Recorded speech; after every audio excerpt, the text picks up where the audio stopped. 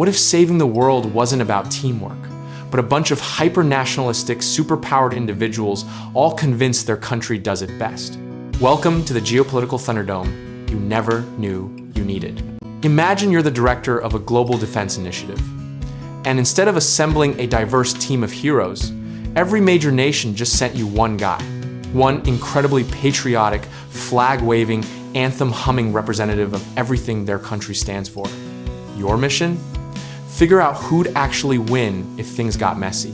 Let's start with the obvious contender.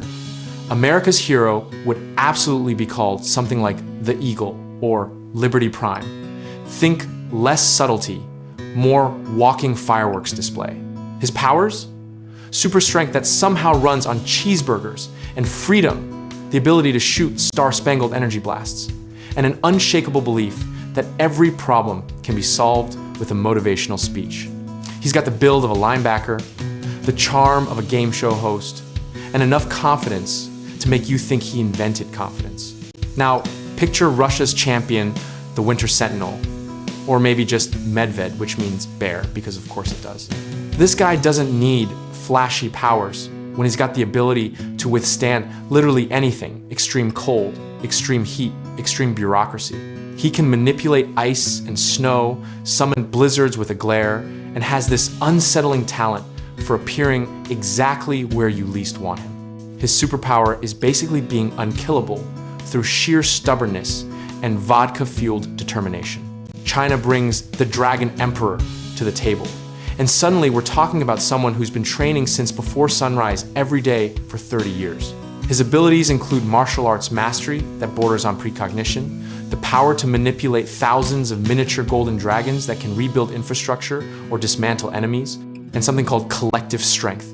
He literally gets stronger the more people believe in him. It's propaganda as a superpower, and it's terrifyingly effective. The United Kingdom offers up the Union Knight, who insists he's been doing this hero thing since before it was cool. His powers are deceptively understated. Perfect tactical analysis, the ability to weaponize tea time into a strategic advantage, and a suit of armor that's somehow both medieval and cutting edge. He's got this dry wit that could cut steel, and a talent for making everyone else look like they're trying too hard. Centuries of empire building gave him one crucial ability: he knows everyone's secrets. France contributes Marianne's blade, and she's not here for your nonsense. Her powers center on revolution and reinvention. She can inspire massive social movements with a single speech, wields energy constructs shaped like historical weapons, and has this fascinating ability to turn any setback into a dramatic comeback. She also happens to be incredibly stylish while doing it, because aesthetic matters when you're toppling tyrants. Germany sends the Iron Chancellor, a hero whose entire existence screams efficiency and engineering excellence. His powers? Technological integration that makes Tony Stark look like he's using a flip phone. Perfect organizational abilities that extend to controlling battlefield chaos.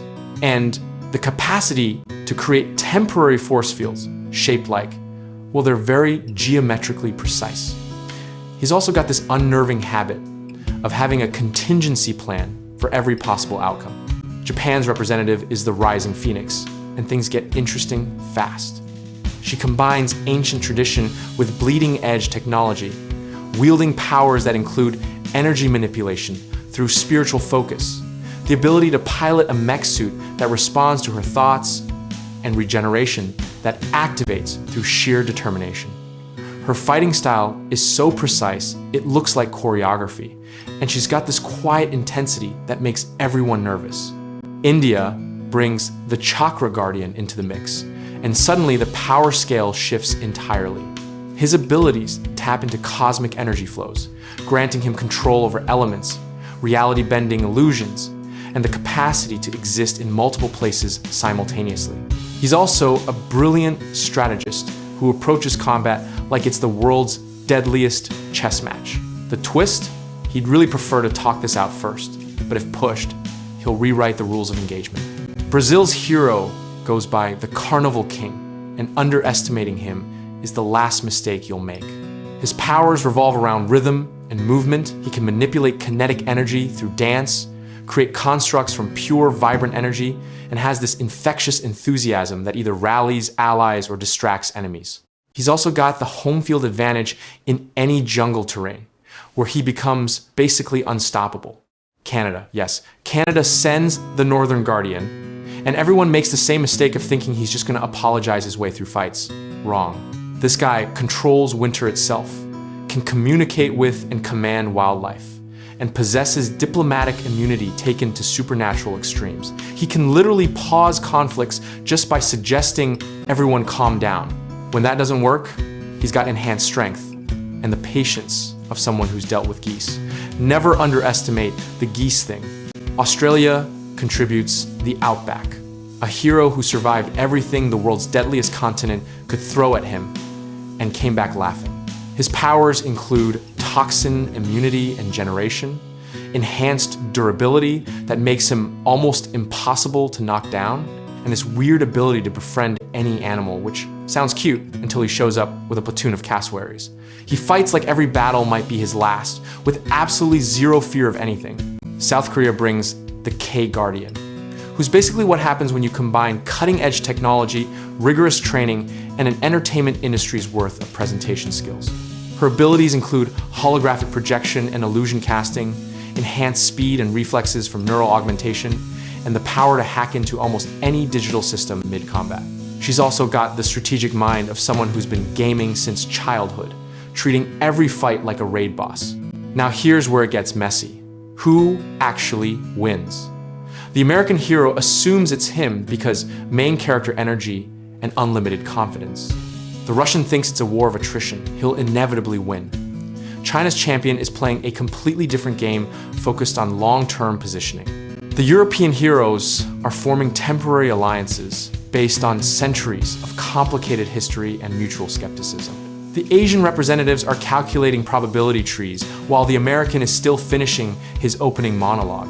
Meanwhile, the Southern Hemisphere heroes are wondering why everyone's so eager to fight when collaboration exists.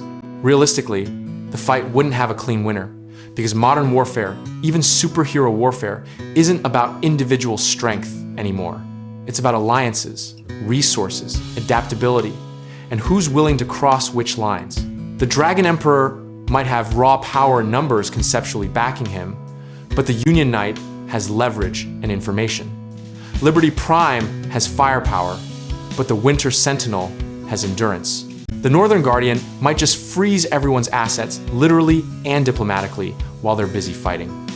The Chakra Guardian could rewrite reality itself, but probably won't unless absolutely necessary. The K-Guardian hacks everyone's communication, while the Outback just survives whatever chaos erupts. Here's the uncomfortable truth. In this hypothetical battle royale, victory goes to whoever's willing to sacrifice their principles first. The hero who abandons the super part of superhero and fights dirty, strategically, ruthlessly. That's not the answer anyone wants, but it's the realistic one. But let's say we're going purely by powers, one-on-one tournament style, no allies, just raw capability. The Dragon Emperor and the Chakra Guardian immediately become top contenders because their powers scale to cosmic levels. The Winter Sentinel and Liberty Prime bring overwhelming force. The Rising Phoenix has versatility and regeneration. In a straight brawl with no prep time, the Chakra Guardian probably edges out victory through reality manipulation and cosmic energy control. Give everyone a week to prepare? The Iron Chancellor and the Union Knight become terrifying because they'll have contingencies for contingencies. Make it a battle of endurance. The Winter Sentinel outlasts everyone through sheer refusal to quit. The real winner, though, whichever hero recognizes that fighting each other is exactly what the actual threats to global security want. Some alien invasion or interdimensional crisis shows up, and suddenly these nationalist champions need to actually cooperate. That's when things get really interesting, watching the American hero learn to follow someone else's lead, the Russian hero trust foreign allies, the Chinese champion share strategic control, the European heroes remembering why they tried this union thing in the first place. The irony is almost too perfect. We create these ultimate representations of national pride and power, give them abilities that reflect our country's values and strengths, then realize the only way they succeed is by abandoning pure nationalism. It's like every international relations textbook wrapped in spandex and superpowers. So who wins? On paper, probably the Chakra Guardian or the Dragon Emperor in pure power terms.